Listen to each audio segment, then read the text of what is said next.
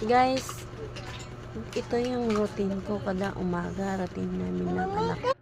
Habang nagtutupi ako ng mga hinigaan namin, makikita nyo guys kung ano itsura ng anak ko. Kating-kati na sa katawan niya at di ko yun nakita kaninang gumising siya. At kanina guys, napansin ko din na talaga siya mapakali.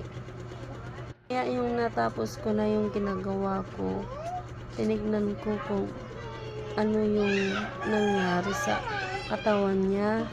Pero hindi ko na siya nabibuhan guys. Kasi madaming mga hindi na yun pwede ipakita dito sa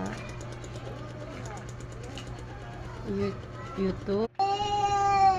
Sabi ng anak ko guys, sobra daw ng kati. Alam niyo ba yun guys, yung parang rashes, yung rashes na yung red sa niya, sa katawan.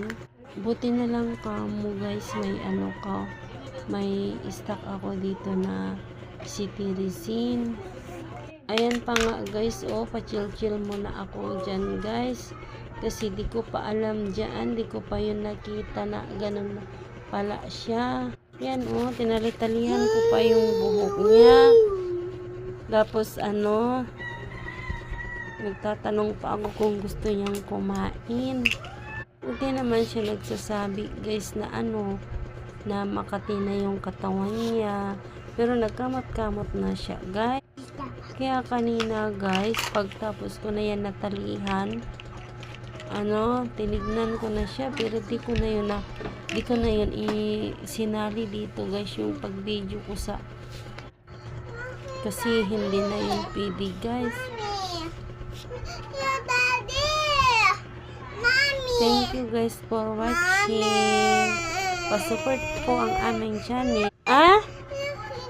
Nakalimutan niya anak.